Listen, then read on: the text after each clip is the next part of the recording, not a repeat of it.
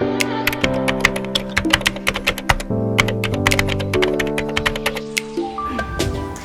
guys, assalamualaikum, welcome back to my channel. It has been like forever since I last buat shawl tutorial on my YouTube channel, and you guys have been asking me like non-stop untuk buat my everyday tutorial ataupun my go-to hijab style. So I feel like why not, even though dah banyak orang buat tutorial, but I'm just gonna show you guys my version of shawl tutorial with earrings. Ramai yang nak pakai earrings tapi tak nak nampak telinga ataupun tak nampak tengkuk, sebab kalau you guys pakai earrings, normally orang pakai kat telinga obviously, sebab it's supposed to be on your ear. So pakai kat telinga, tapi bila pakai kat telinga dia macam akan nampak you guys punya tengkuk and nampak telinga. So I have another alternative for you guys yang nak pakai earrings tapi still nak cover your aurat properly, sebab tak nak nampak tengkuk atau nampak telinga kan. So I'm gonna show you guys how I did this style.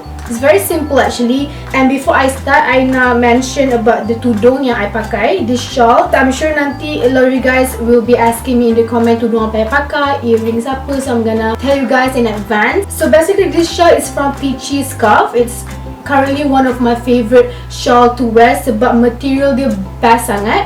It's really lightweight. Bila you pakai, you tak rasa macam berat ataupun rasa macam panas. So yeah, if you guys nak check out this tudung, you guys can go to the Instagram Peachy Scarf.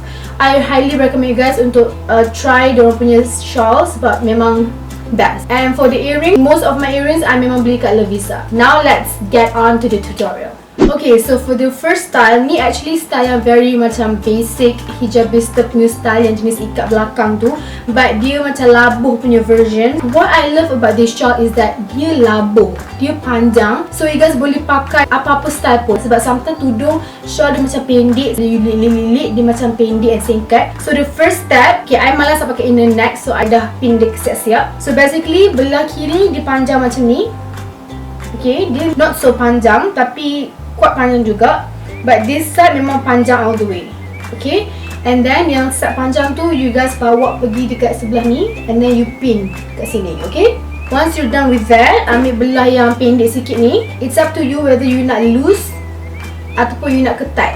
For me, I suka nampak loose, so dia nampak macam like flowy. So I akan loosekan dia and bawa ke belakang.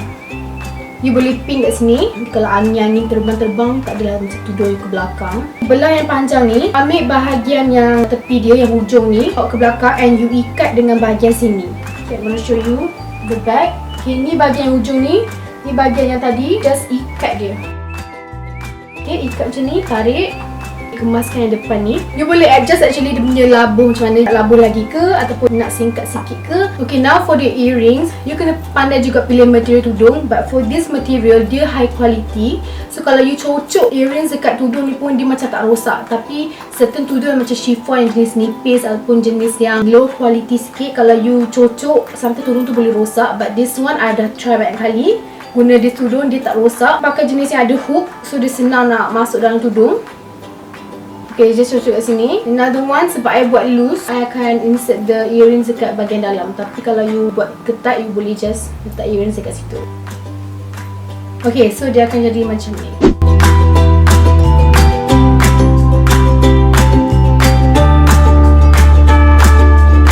Okay, so for the next style, dia punya length sama je macam style yang previously, tapi pin dekat bawah dagu kat sini. Yang bahagian panjang, bawa naik atas. And then tangan you stay kat sini, and this side yang belah pendek, you boleh pin kalau you nak, tapi I malas nak guna pin banyak-banyak. Okay, you tarik naik atas dia. Ambil jarum and just secure kat atas. And you boleh adjust the length and kemas-kemaskan. Macam ni pun dah okay, tapi kalau you nak like glam it up, you boleh letak earring. Sama macam tadi, you just cocok dia dekat tepi ni, like that.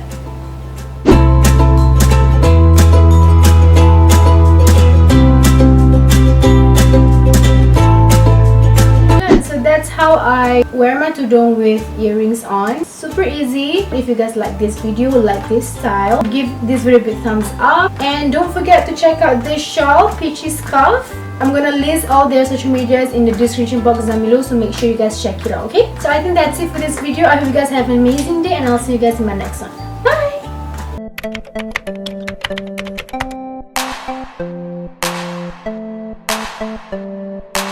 Bye!